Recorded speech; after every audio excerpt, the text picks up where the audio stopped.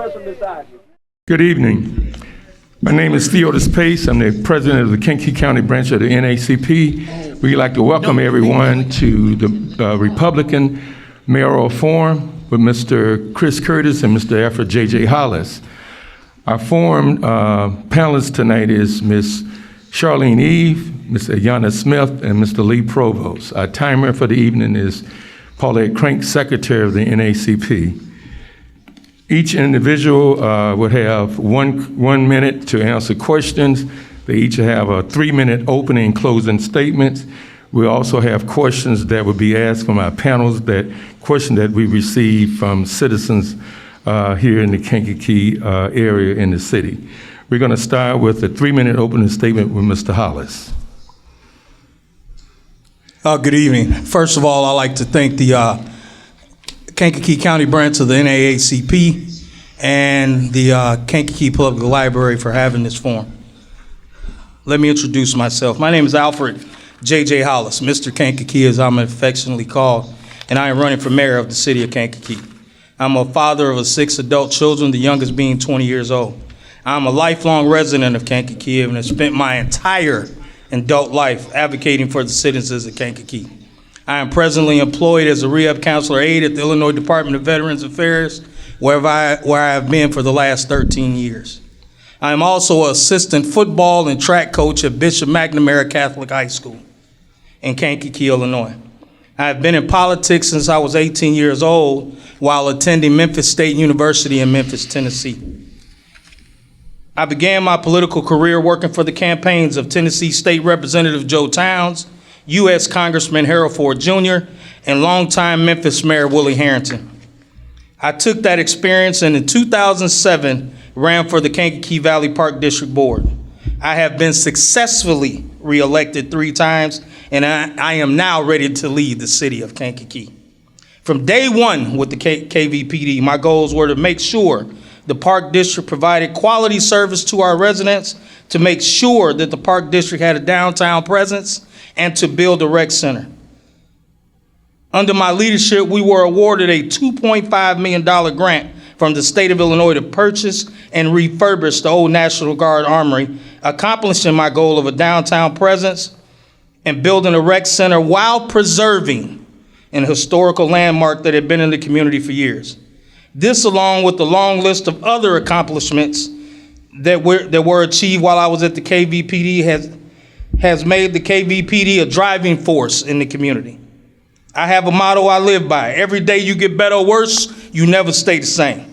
I plan to make the city of Kankakee a great place that the Kankakee people can be proud of.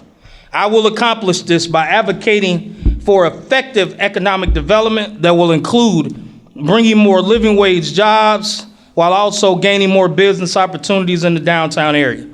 I also will look to improve relationships between the city council and the mayor's office. The disunity and disrespectful exchanges that have been all too familiar seen at the city council meetings is disheartening, to say the least. While they're arguing in these meetings, the communities around us are thriving. This is unacceptable. Once the arguing stops and I become mayor, we can concentrate on the #1 priority: the citizens of Kankakee. Thank you all for attending tonight's forum, and I look forward to showing you throughout the forum why you should vote for Alfred J.J. Hollis for mayor of Kankakee. Thank you. Mr. Curtis. Thank you. Good evening, everyone. I'd like to welcome everyone that's watching on video tonight. This is a little different from the past forums that we've had, but very effective. Especially like to thank the Kankakee County branch of the NAACP and the library staff for making this available when it's difficult to get crowds together so that everybody can watch, hear our visions and our thoughts of how we can lead the city of Kankakee. My name is Chris Curtis, and I'm seeking your vote to be mayor for this great city. I've lived in Kankakee since 1984, and I have resided in my home near Cobb Park for over 25 years.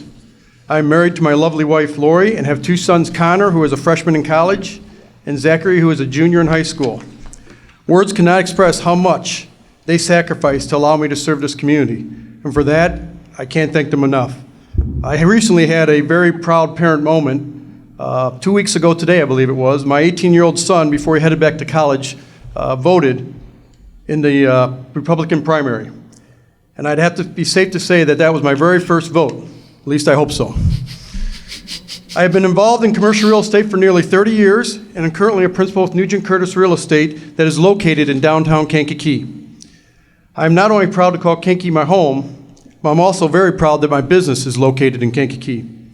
I have also owned a pub and grill restaurant from 2011 to 2014, and that experience has provided me significant insight to what one of the hardest business industries is facing during this pandemic. I've also been honored by the citizens of Kankakee to have been elected twice as Alderman of the 6th Ward and to serve the city of Kankakee for the past 8.5 years. In 2012, I never envisioned myself being a politician. In fact, I think I requested not to be appointed an alderman. But what I've found is that I'm making a difference in the past and currently, and I'm excited about that. And now in 2021, new leadership is needed more than ever, and I'm that person to lead Kankakee. My platform is public safety, code enforcement, fiscal accountability, and economic development. I work daily attracting businesses and jobs to the area. In fact, in the past 3 years alone, our firm has located in the city of Kankakee over 500,000 square feet of industry and business that has provided jobs and tax base. With my business ownership background, working relationships with other community leaders, my ability to bring a common ground with all residents of Kankakee, this makes me the most qualified candidate for the mayor. I look forward to answering tonight's questions and discussing my vision for all of Kankakee. Thank you. Mr. Provost, you have the first question. The question is to Mr. Curtis. Okay. Given population trends in Kankakee and the undercount of the 2020 U.S. Census, Kankakee's home rule powers could be in jeopardy.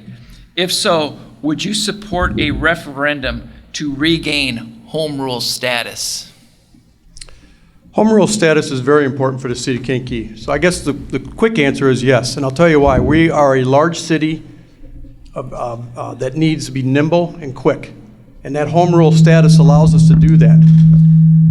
So the biggest concern I got right now is why are we going to be such a low census count? You know, this past year, it was difficult with the pandemic, but we spent a lot of money on banners, advertising, but what we didn't do is spend it on people going door to door. Quite frankly, it was one of the most important things we should have been doing in the city of Kankakee, knocking on doors, getting that census count so we could keep our home rule status. But it is something that we definitely need for the city. It allows us, as I've mentioned before, to accomplish a lot of things that we need to do and be nimble. I'd like to add, and we'll give Mr. Hollis a chance also. What would be the consequences if the census being returned, that we are below the 25,000? So what's the consequences with that? Well, I'll give an example that is probably not a very popular thing that the city of Kankakee has done in the past, but you know, the things like the vehicle sticker tax, other taxing components that we put on the city that we can do. A lot of times you see other municipalities, if they want to, whether it's borrowing or placing things in tax, they got to go to referendum to the voters. You know, that can take a long time. You've got to get the petitions in. You got to get it on the ballot when it's coming up. That could take 6 months, could take a year. A lot of times we don't have that time frame when you're dealing with a budget that we do at the city of Kankakee that is, quite frankly, very difficult to balance more than ever. Okay, thank you. Mr. Provost, you might want to restate the question, and with Mr. Hollis, what would be the consequences then? Given population trends in Kankakee and the undercount of the 2020 census, Kankakee's home rule powers could be in jeopardy. If so, would you support a referendum to regain that home rule status? Yes, I think it's very important that we support that referendum. We have to understand that when we go to home rule allows us to have a lot of funding choices, okay? And we need that designation in order to get that. I think during the time that the census was going on, I think what we should have done, a lot of people, due to the pandemic, a lot of people were not answering their doors, even if you had went to the doors. So what we need to do is we should have went to social media We should have did a bigger social media push to get people to respond to the census, because right now we're in trouble. If we don't get this home rule, it's gonna definitely affect our funding going forward. So with that, in your statement, you mentioned about economic development. So what caused the city population to slip, and how can that trend be reversed? Right now, being a person that pays attention to a lot of people moving out of the city, we lack opportunities here, okay?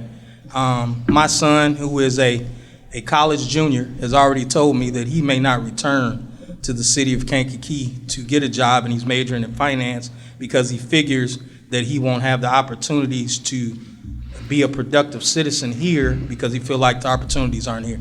As the mayor, what I would do is get that economic development up and make sure our kids have somewhere when they get done with school, or they come back to this community from the Army and things like that, that we can effectively give them a place where they can raise a family and be productive citizens. Mr. Curtis.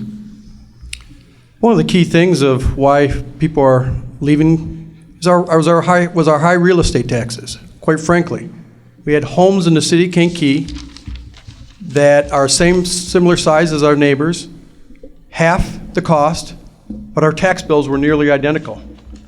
I led that charge 3 years ago, and that was one of the things with the home rule, having that ability to do, is we did the 2% sales tax increase. And I mandated that the ordinance was set up that money couldn't be spent on anything else but to give true property tax relief to the citizens of Kankakee, and that it went 100% towards our pensions. What did that do? That brought our tax rate much closer to our neighboring communities. And what has it done? It's had people, right now we're seeing more homes being bought and people moving into the city of Kankakee in the last 12, 14 months here. I think it's a direct reflect because of the tax bill going down significantly. And that's another thing, back to your previous question. What does home rule allow us to do? It allows us to be nimble and do things that we accomplished in 60 days. Mrs. Smith, you have the question to Mr. Curtis. Sorry, okay. How have you responded to the Black Lives Matter movement locally?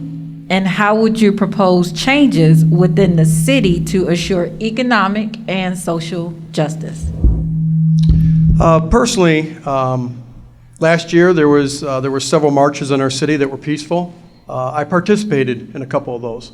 Another thing that I participated in was this organization right here, the NAACP, had an event at the Kankakee County Fairgrounds.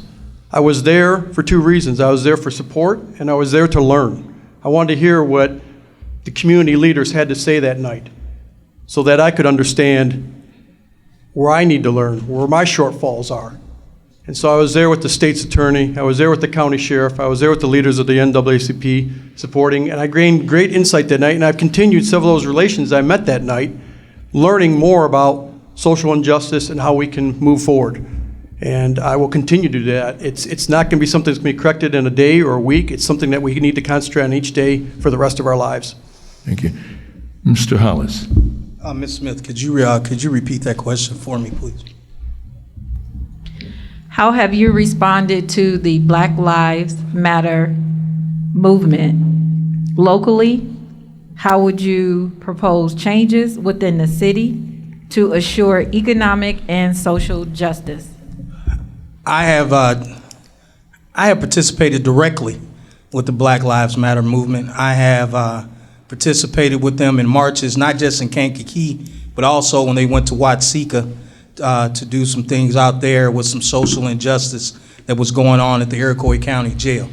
What I would like to see once I'm elected mayor is that we make an assertive effort to make hiring practices across the board within the city, as well as throughout the police department and other departments, to curb some of the social injustice that's going on within our workplaces, as well as within the community. Make no mistake about it, we need to educate our workforce and make the resources and everything that are possible to our community, the black community, as well as the young people here, make those resources available to them so they can make more informed choices when it's coming to picking jobs and and becoming more suitable. Thank you. Ms. Eve, you have the question. The question to Mr. Hollis. Mr. Hollis, what role can Code Enforcement Department play in improving living conditions for the city residents? I believe the code enforcement can play a big role in that. But I think also what the code enforcement can't do is make people clean up their yards and things like that, okay? I think there becomes a pride thing.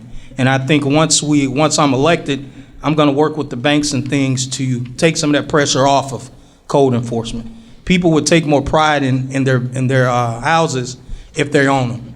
And right now, we don't have a lot of home ownership. So a lot of people don't feel pride in cleaning up their yards or keeping their yards clean, feel like it's their landlord's job. So I believe once I'm elected, we can take some of that pressure off of the code enforcement, but I think code enforcement is needed because that keeps people, that holds people accountable. But I think we also need to look at other avenues to make that a reality. Thank you. Mr. Curtis. Can you repeat the question so I answer it quickly? I'm sorry. Okay, because I know you said one of your platforms was code enforcement. But what role can Code Enforcement Department play in improving living conditions for city residents? A lot of ways, and I'll tell you how. Is right now, in my personal opinion, I don't think our city's looked as blighted as it has in a long time. I mean, right now, we've got properties that the city of Kankakee owns that we don't even upkeep. They're at their entrance to their city. So how do we sit there and tell our residents that they need to comply when we aren't doing it as a city leader? There's also a simple thing called, if you've ever heard of the broken windows theory, okay? And that's with broken windows in commercial buildings or abandoned buildings. They don't deter crime, they increase crime. When you walk by and you see that, you think, why not throw up a rock and maybe I can bust into there and get some copper out, whatever. Go up and down Fifth Avenue. We got some abandoned buildings there. Those broken windows have been there for a long time. You go all around town. It's not just boarded up homes. There is code just needs to do the simple things. And that is make the owners put new glass in, cut the weeds down, pick up the stuff in the alleys. Our alleys look really tough right now, and that will help our neighborhoods. Thank you. Ms. Smith, you have the question. The question is to Mr. Curtis. What are the 3 biggest challenges for Kankakee in the next 5 years? What are your ideas to begin to solve them? 3 biggest challenges. Public safety is obviously number 1. Pension is right up there. Not right up there, but it's 2. But public safety is number 1, pension's number 2. And then we have to continue the economic growth for the, not only for our tax base, but also for the viability of our town and what the people outside of Kankakee think of us. So with crime, with public safety, there's lots of ideas that I have there, but we've got to, I'll get into some more details when we have time. I'm sure there's going to be more questions about that. But those are the 3 biggest things we got to work on going forward. Mr. Hollis. The 3 biggest challenges I see is public safety, economic development, and the disunity in our community. I think that we need to tackle public safety head on. I think we need to use all of our resources. What I mean by resources, I mean we need to get the Park District, the School District, the City of Kankakee, the County of Kankakee. We all need to get together and we need to come up and include the citizens, and we need to come together to see what we can do to curb some of this gun violence, okay? Because right now, we can't get economic development if people are scared to come here, okay? So we have to tackle public safety head on, and I think once we do that, a lot of this other stuff will begin to fall in place. Mr. Provost, question to Mr. Hollis. Okay. The riverfront development has been discussed for nearly 4 years. Do you support the project, and what are your thoughts as to what has been accomplished at this point? Okay, I support the riverfront development. A lot of that riverfront development is on Park District property. In our meetings, we have approved some of the things going forward, and I think it would be a great thing for not just the city of Kankakee, but for the area alone. I think we have not tapped into that resource enough, the riverfront, and I think using that, if you've seen in other communities, the Quincy, Illinois being one. My son went to school in Quincy, Illinois, and I saw how that riverfront project lifted that city and lifted that economic development up. So I think it's a great idea. I've liked a lot of the stuff that's went on, and if I become mayor, when I become mayor, I will be continuing that project and making sure that we keep that on the books. Mr. Curtis. I support the riverfront development. I just don't support the way we're going about it. There's two things. Right now, it's all on the back of the taxpayers. We have to get public-private partnership to have that go forward. We have to have some philanthropic dollars. At this point, I would ask the question, how much money has been raised privately? I think the answer is zero. And that's the first step that we have to do. We have to get the private sector involved in it. My other concern that I've got is, why it's a great thing, we're bouncing around. We had a study done by Fisherman's Park. Now we're acquiring some land over by Schuyler Avenue. We had the FEMA area that we accomplished stuff, but nothing has come out of the ground. Sometimes you just got to do a baby step to get the private sector involved and excited. So let's take the area that we had the FEMA grant, and where we tore down some of those houses, and let's, even if it's a gravel path, a bench, and a shelter, let's start with a small baby step so that the public is really excited about it and the private businesses are excited and they start to contribute to it. So I'm well aware both of you all have attended various meetings, rallies regarding gun violence in the city. So let's talk about police reform, House Bill 163, regarding the body cams, how people view the significance or feeling safe with the body cams. And so how would you address the gun violence? Because like I said, both of you guys have attended the various meetings. So how would we deal with gun violence? What's your approach or strategy? So addressing the gun violence, or you want to talk about Bill 163? Yeah. Okay. Regarding gun violence, it's not an easy thing. And Mr. Hollis mentioned it earlier, and I was with him at the event last week, and he's right. We have to work together as a community. It can't be just the mayor. It's got to be the Park District. It's got to be the school districts. It's got to be the NAACP. It's got to be the church leaders. It's got to be all of us together. But it's got to be the first thing that we deal with every morning in City Hall. We have to make it front and center, and we have to continue to work together as a group. And whether that, I'll tell you one of the big things right now, there's a Monday meeting every week with the police chiefs. Our mayor doesn't attend that right now. That should be a priority, because we need to be discussing each day how to slow down gun violence. There's lots of things we can do. I believe we can use some cameras with helping, because the spot shooter is good, but we've got to catch the small group that is causing the majority of the problems for the 99% of the people that want to live here in the city of Kankakee and are doing the right thing. So we have to do that. Mr. Hollis. First, I want to say about that gun violence. I think we have to, our approach right now isn't working. Okay, so we have to try something different. We have to go outside the box. And what I mean by that is, make no mistake about it, the police department know who these people are, okay? They've identified who's doing, the state's attorney, the police department, the police chief, they have identified who these people are.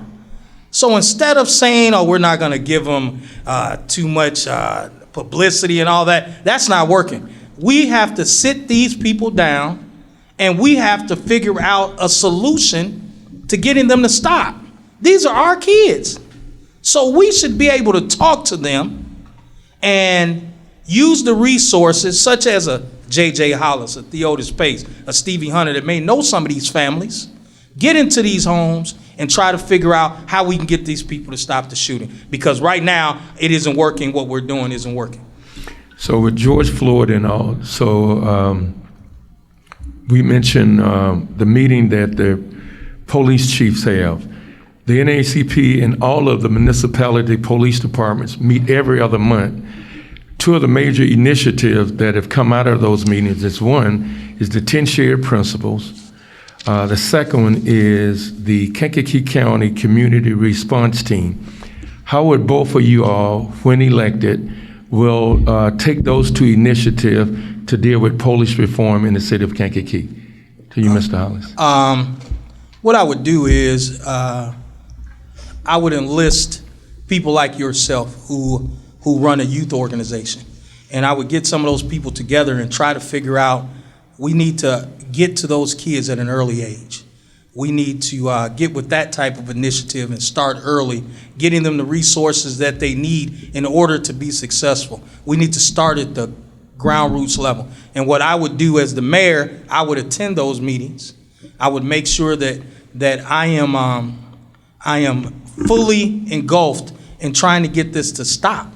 Because right now, again, we cannot get any economic development or anything to come to this city as long as we have that negative strife on us that Kankakee is not a safe place to live. And so that's what I would do. Thank you. Mr. Curtis. I agree. We've got to be at these meetings. But one of the things that we could do is we don't have a community policing officer right now. That would be a big deal, I think. And that individual would build up the relations with the community. They would attend the neighborhood meetings. They would meet with groups like the NAACP. They would sit on the boards so that their daily involvement is knowing what's happening and gaining that trust within the community, and then coming back and being able to somebody to talk to. So that's one thing there. We also need to get out there, and we need to provide a social worker within the police department, and that's more for working with the homeless, working with the victims of the crime, working with low offending crime that we don't want to see, or violators that we don't want to see necessarily go to jail, but talk to. We used to have that in our community. We don't have it anymore. We need to get it back. I think that can help. That's not a short-term solution, but it's a long-term solution that helps within the community.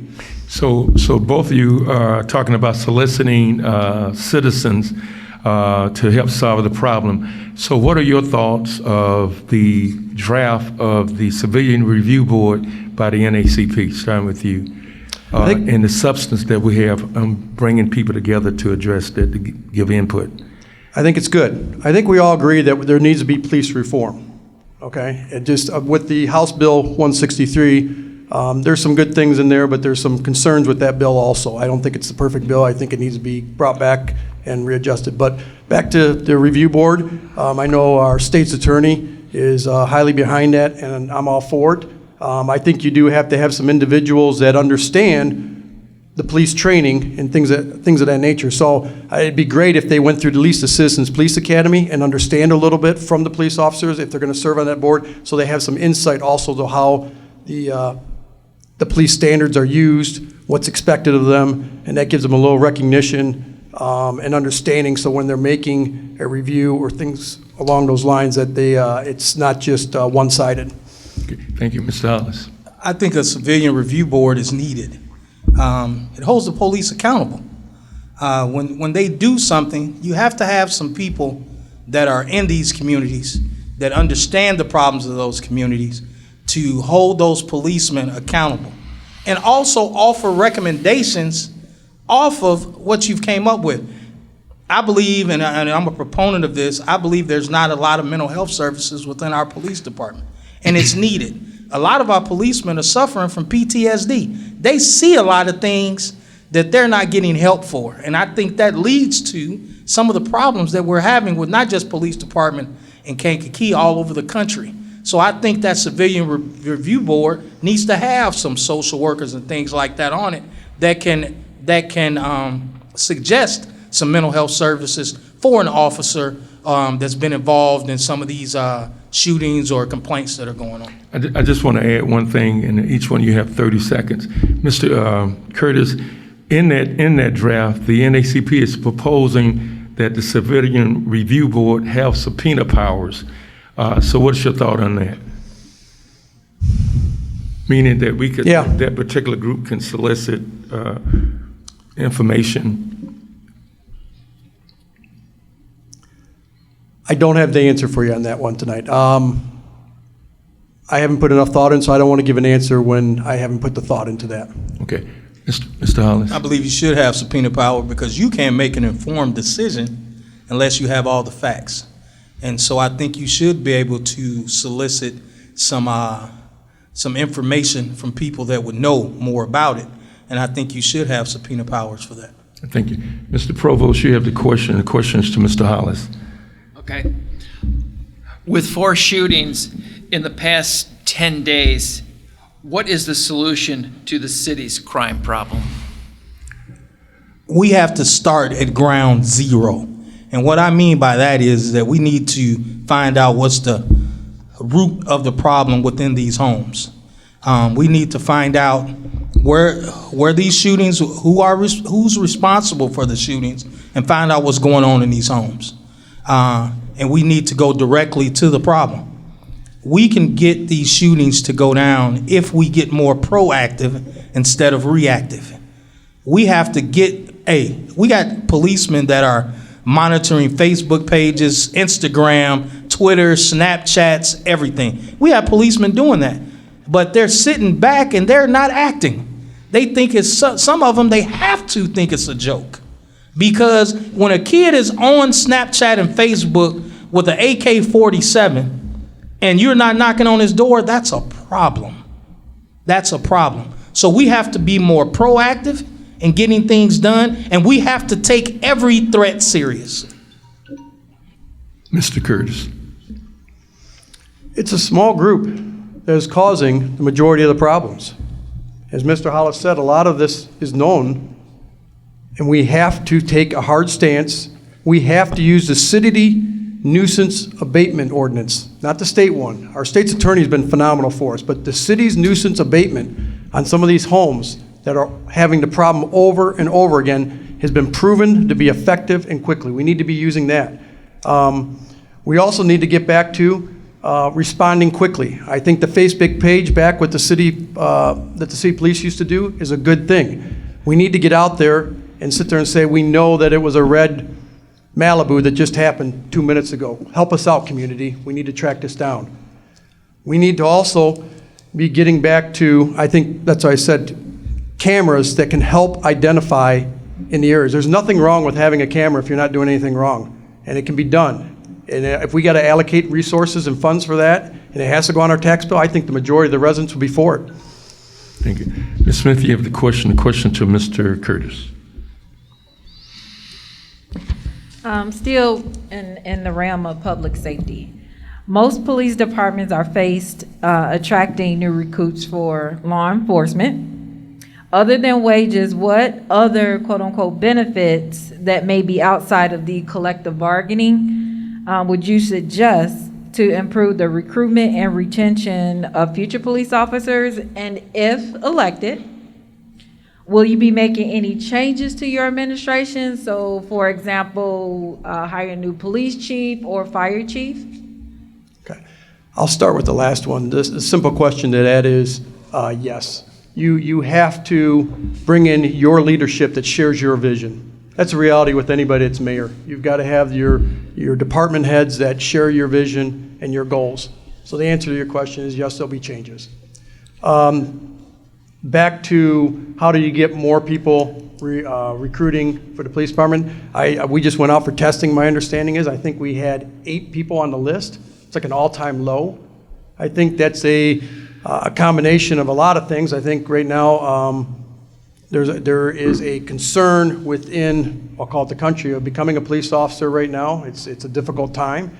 But quite frankly, I think it goes back to leadership and morale within our city police department. I think right now there is low morale in the fire department. I think there's low morale in the police department. I think people are a little intimidated right now to apply within the city of Kankakee until we can get that morale back up.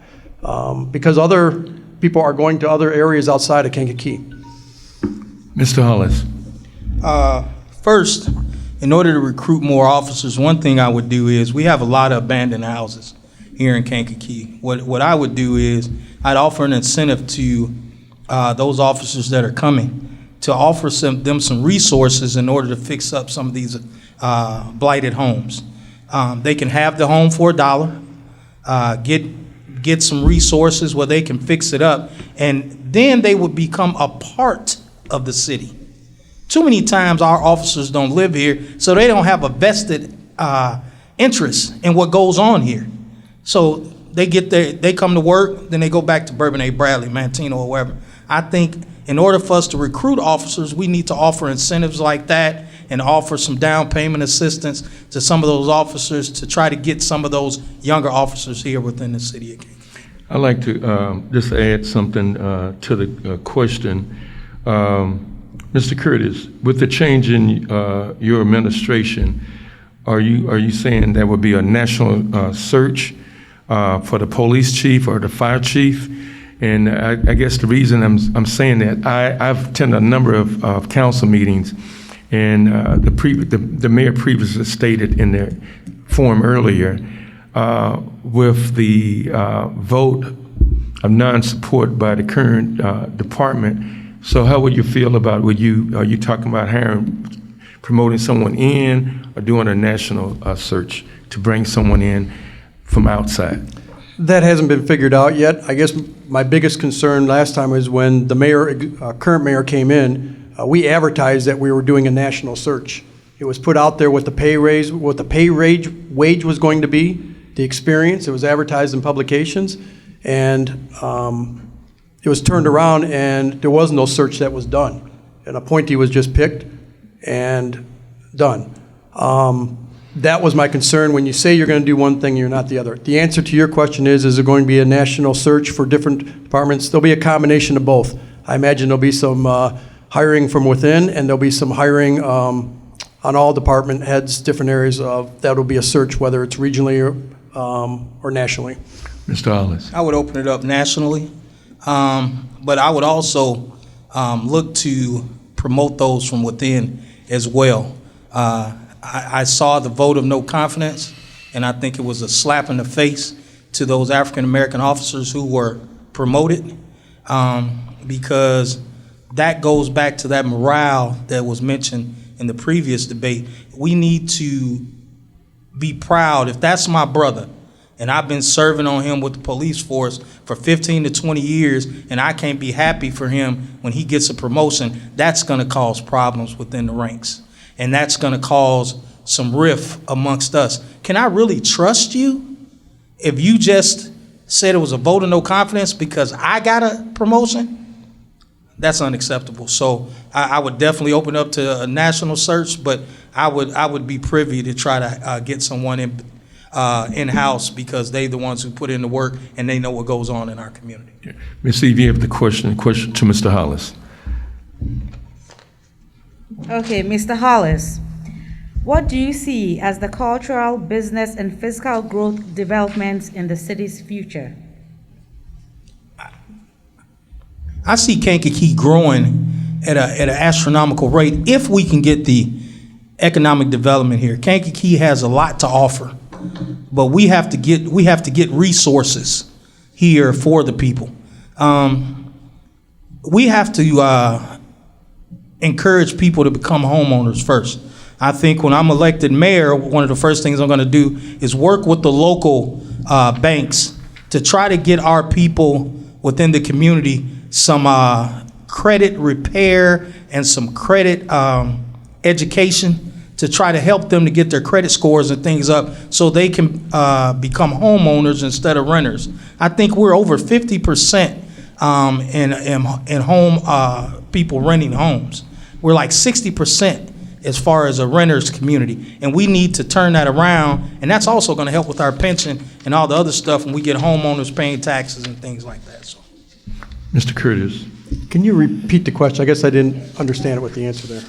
What do you see as the cultural, business, and fiscal growth developments in the city's future, especially with black businesses?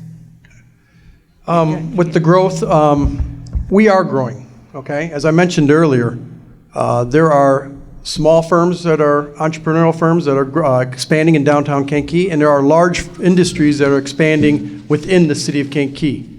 Spikeball just recently purchased 51,000 feet and moved their warehouse operations here. Van Drunen Farms expanded here. AAF Flanders expanded their warehouse from Moments into Kankakee into 270,000 square feet. The list can go on, and it's happening. So I think we're on the right path. What we're not doing from a city perspective is we're not out targeting and chasing these industries. The two biggest things that we have is water and sewer capacity.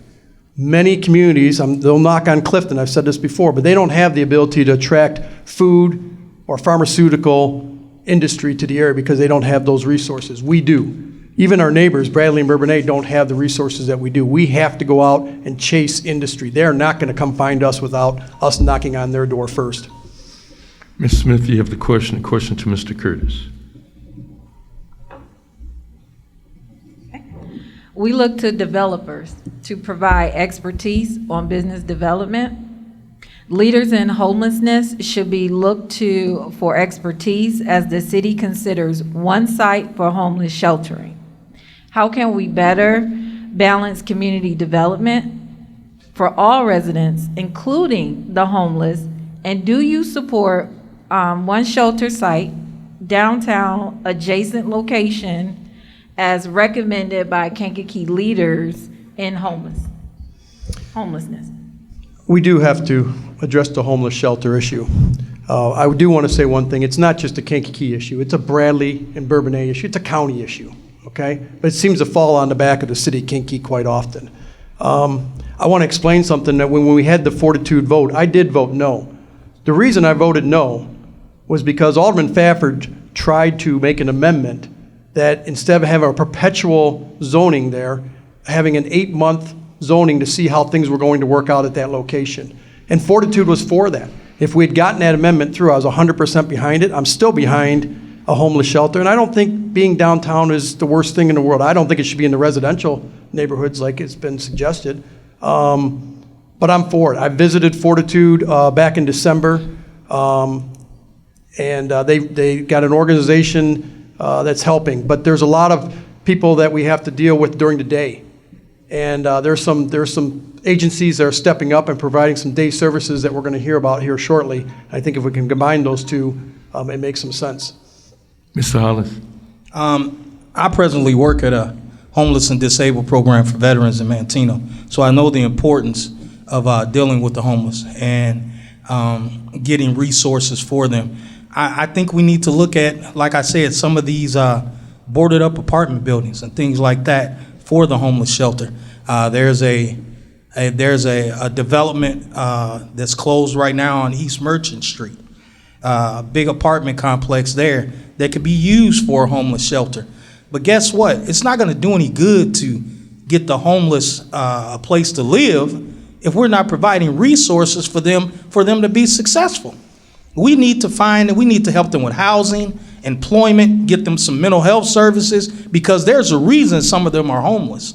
And we need to attack that problem. And I think that if we find a place for them to go, we also need to get the resources for them as well. So I think there's a lot of opportunity for that in Kankakee. We just have to think outside the box in order to make it happen. Mr. Provost, question to Mr. Hollis.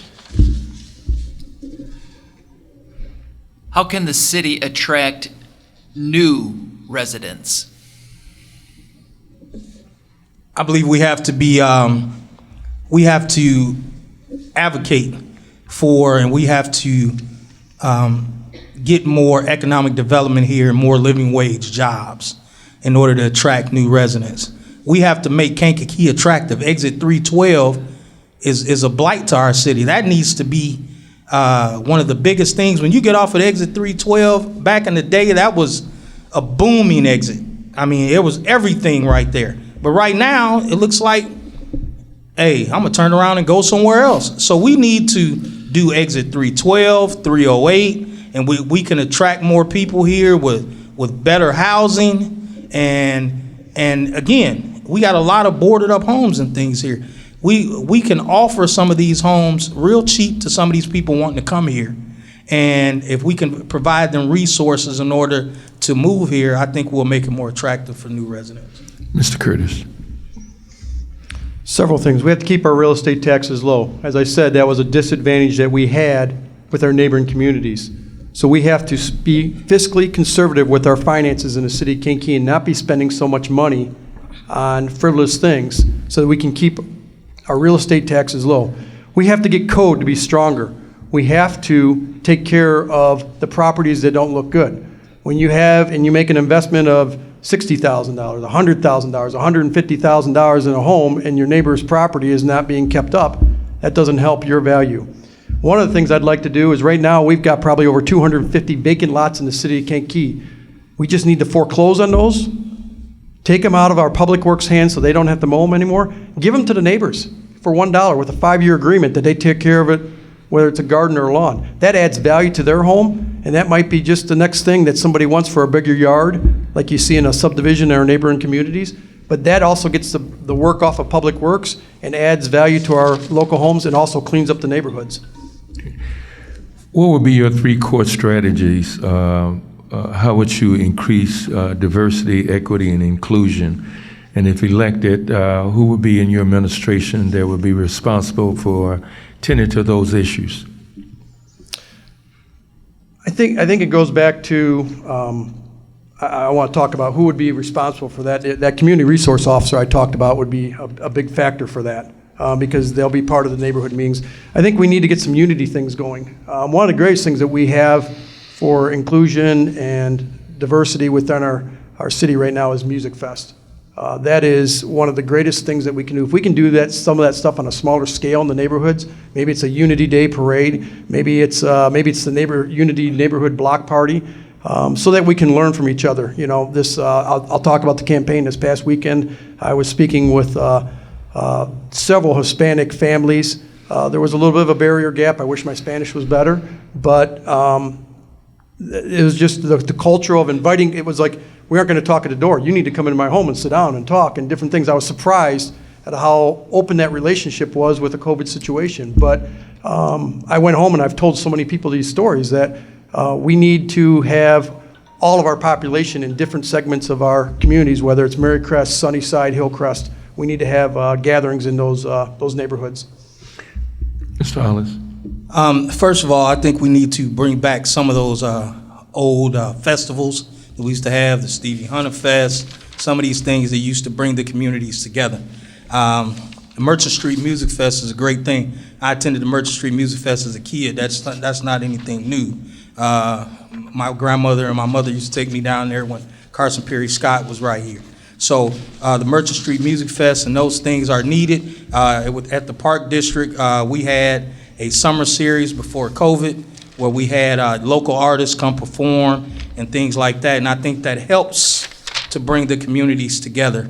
And I also think we need to begin to support small business and things like that.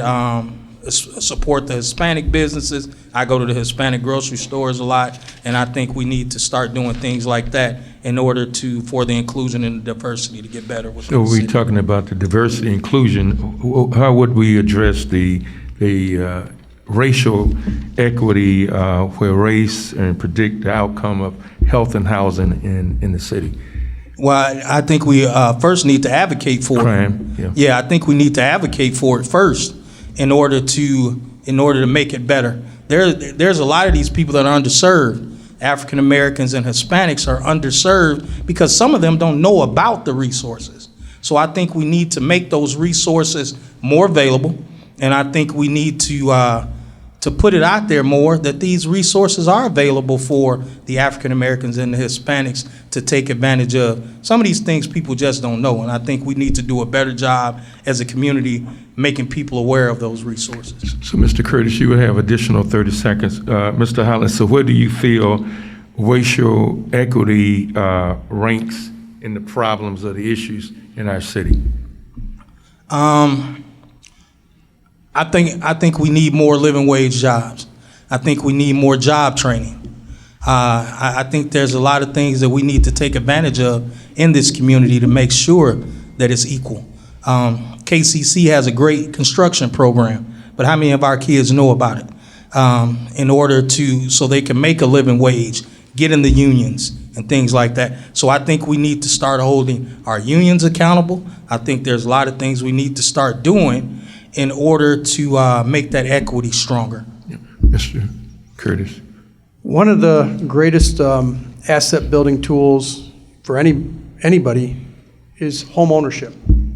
It's where you get your biggest asset when you retire, for most people. So we've got a lot of these boarded up homes. We haven't foreclosed, I believe, on one home in this current administration in the last 4 years. And there's homes that can be saved. We have this land bank that's coming up, but we need to act now and we've got some homes that the city owns.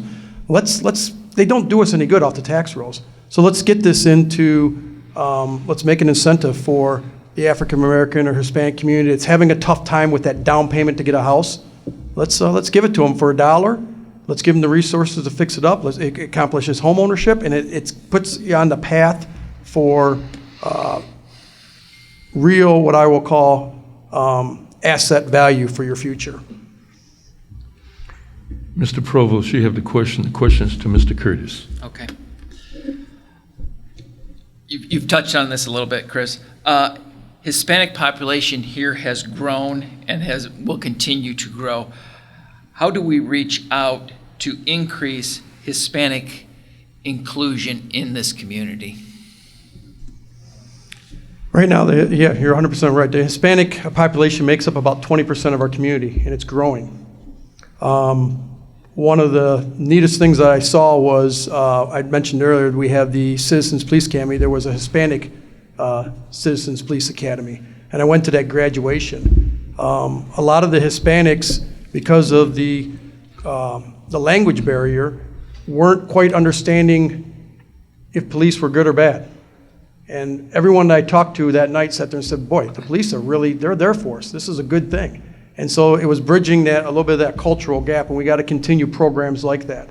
Again, I think we need to interact more with some small neighborhood organizations, and so that when we come together in these neighborhood groups and start those, we're meeting each other, that the Hispanics are meeting the white, the African American, and we all are getting together and understanding each other's cultures and decisions and how they choose to live their life. Mr. Hollis. I think we need to encourage the Hispanic community to get involved in local politics, things like that. I think we need to encourage them to become aldermen. I think we need to encourage them to become park district commissioners. I think we need to encourage them to join some of these boards because then they will understand the process. Right now, they're not understanding what's going on because of the language barrier and things like that. But I believe if we encourage their leadership within their communities to become more involved with those that look like us and that have been involved for years, if we can encourage them to do that, then I think the Hispanic community will continue to grow and continue to get better and be more productive citizens within the city of Kankakee, because we've empowered them to become elected officials and become leaders in the community that they have chosen to live in. Thank you. Ms. Smith, you have the questions to Mr. Hollis. Staying on the lines of diversity, what have you done or what will you do to improve race relations and eradicate institutionalized racism in the city of Kankakee?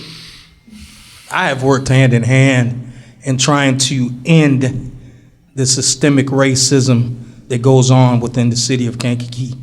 I have encouraged and have, with the Park District, we've hired a number of African Americans in the summer and Hispanics in the summer, as well as look at our workforce since I became a commissioner. For the first time in our history, we had a African American superintendent of recreation, superintendent of maintenance. So those things that I have been doing myself to try to get diversity better within the city. And I will continue to do that as mayor by hiring some department heads that reflect the community that we all live in. Thank you. Ms. Eve, you have the question to Mr. Hollis. I'm sorry, Mr. Curtis. I'm sorry. Nope, that's okay. So, I agree with Mr. Howell said earlier, is we've got to encourage to run for elected offices. We've got a candidate right now that is running in the 5th Ward, I believe, unopposed. So we will have our first Hispanic alderman in the city of Kankakee. That is a huge thing. We have to be reflective of our community. I'm all for our leadership, our aldermen. We have to work one and together and go forward. The biggest thing that we can do is we have to speak up when we see something wrong. Okay? We have to, and I've done this. I've learned a lot here talking to a lot of my friends. I have a lot of Hispanic, a lot of African American friends, and I've been in situations, quite frankly, where somebody has said something that's not correct, and you have to speak up because there's been this silence for a long time. And so I'm learning that you just speak up, you state your mind, say, I'm not going to be part of this. If I have to walk away, I'll walk away.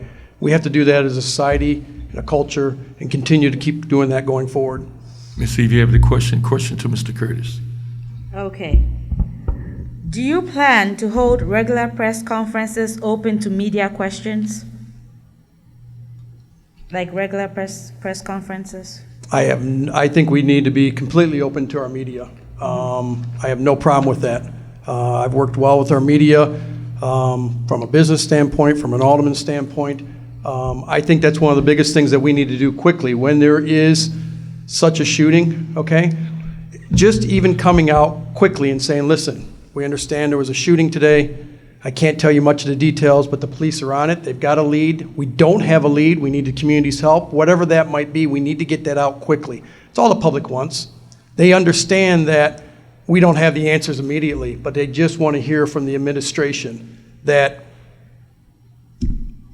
what can we help with? What's going on? Just a little bit of a detail. Silence is the worst thing that can happen.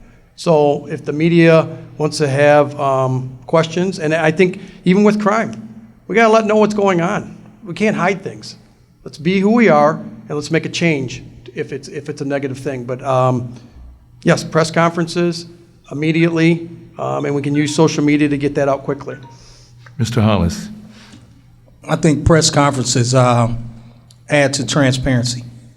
I think we need to have regular press conferences. If it's weekly, if it's bi-weekly, when things happen, such as shootings or if we've made some strides in some things. I think communication goes a long way.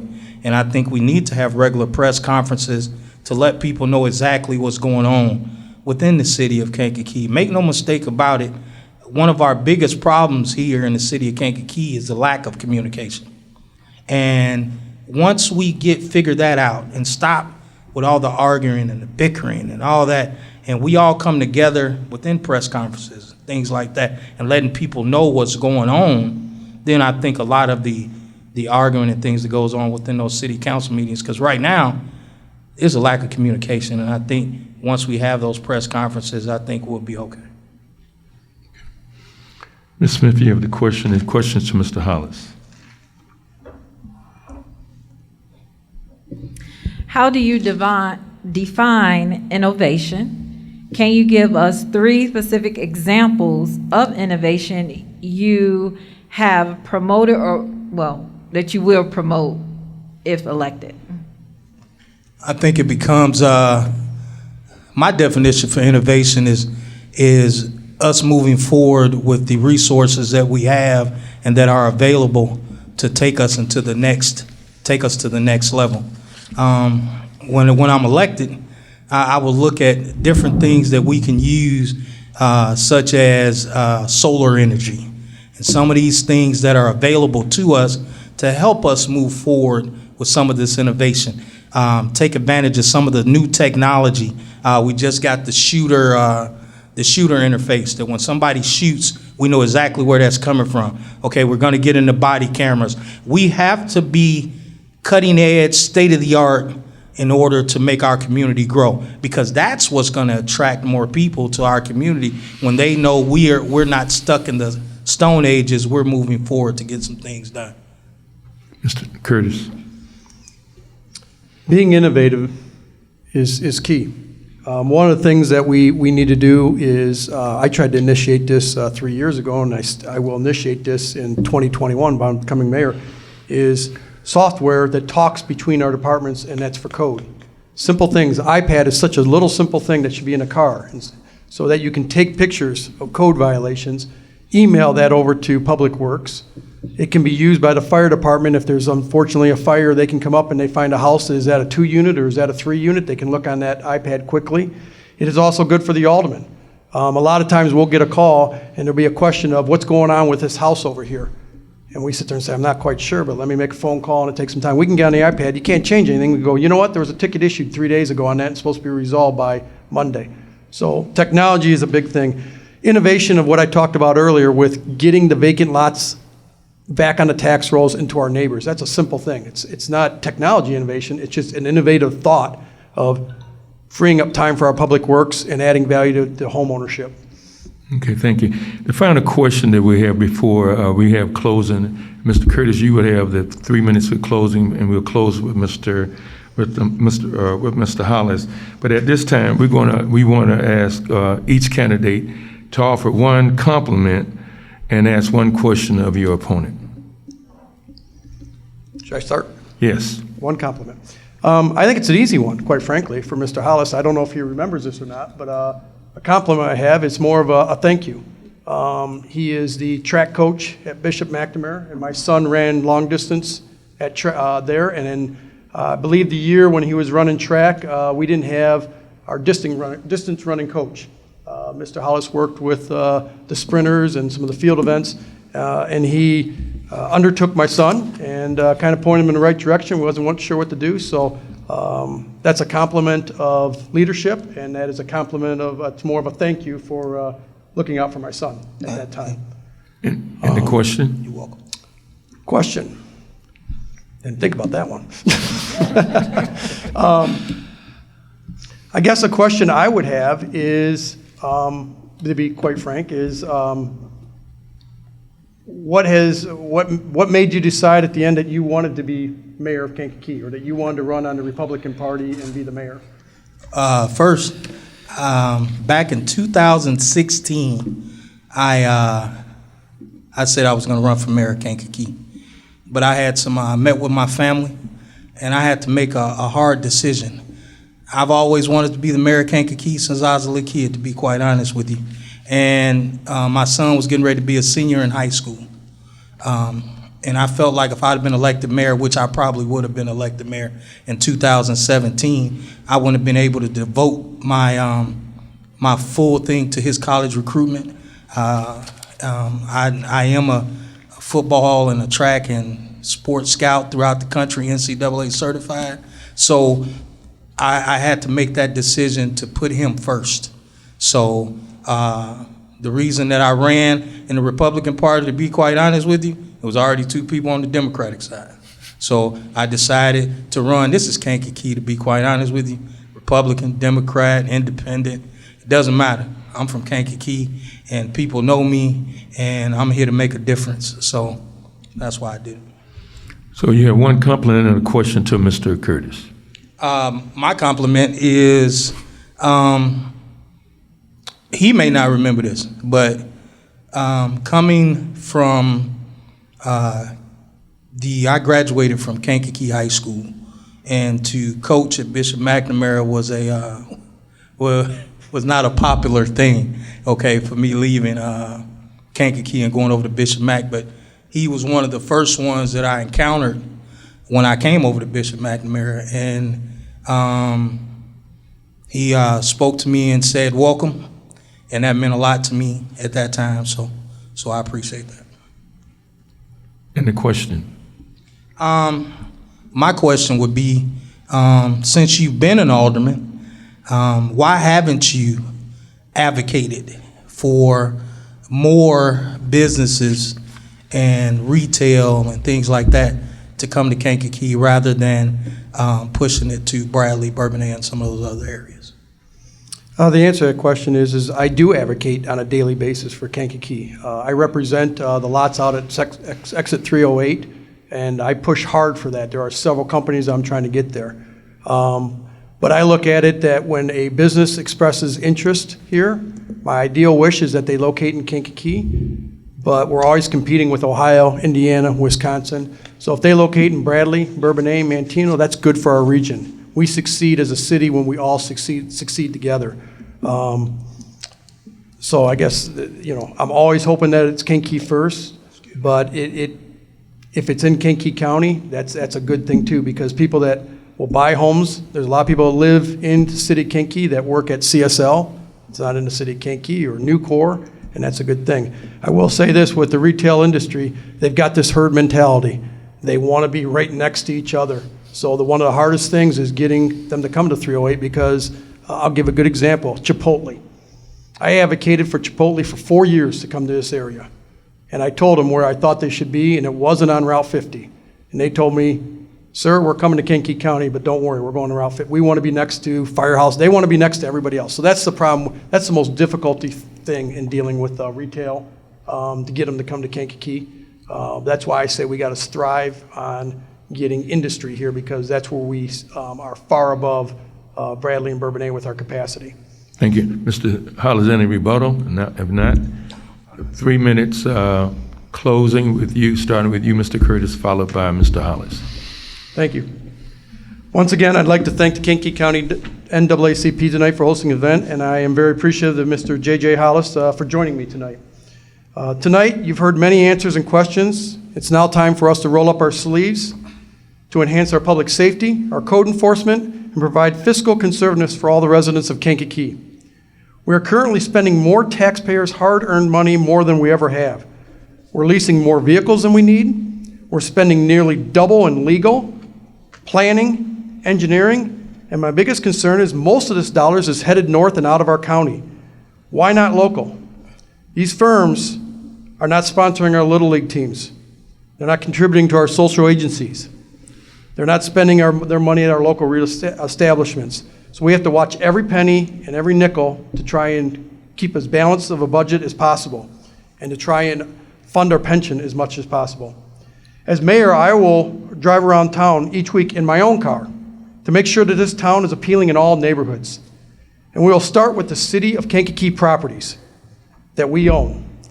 How can we ask our residents to keep up their properties and look significantly better when we don't even comply with our own properties?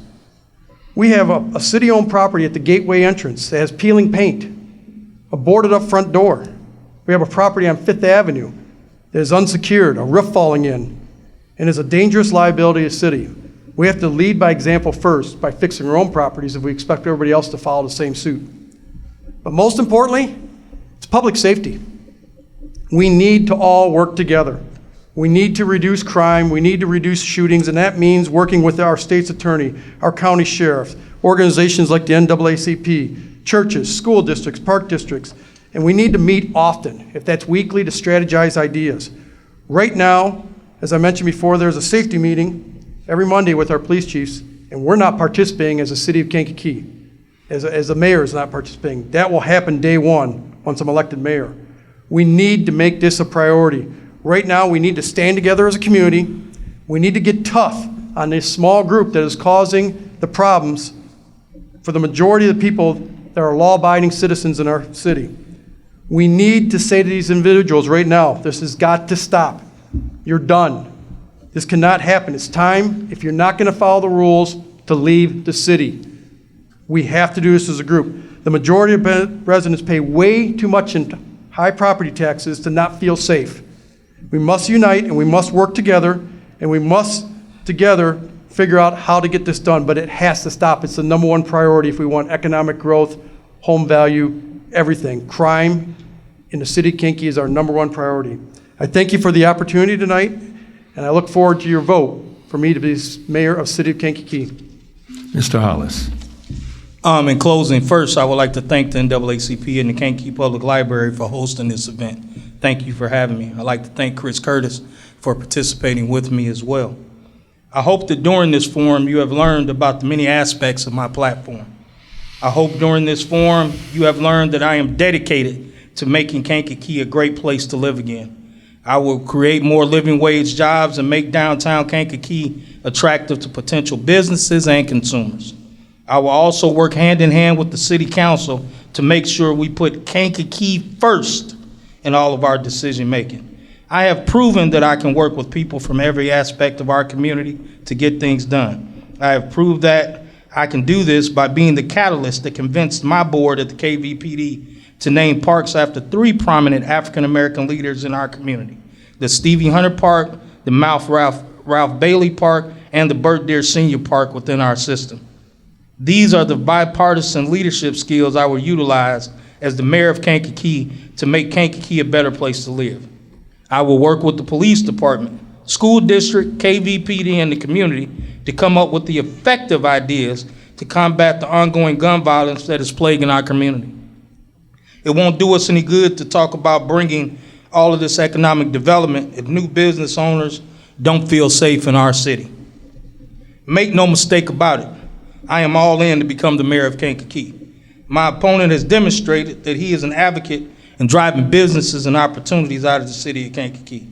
He has aligned himself with the former president of the United States and his Get on the Curtis train slogan that he rolled out on social media a couple of days ago, and only took it down after he received so much backlash from people criticizing him for using the image. He aligned himself with a man that influenced people to take over the U.S. Capitol and shamed us all over the world. Do you want to vote for a man like that? On February 23rd, you have a chance to run that train out of town and get on the highway to a new Kankakee. A Kankakee where the neighborhoods are safe. A Kankakee where the economy is thriving and people are shopping and spending their money where they live here in Kankakee.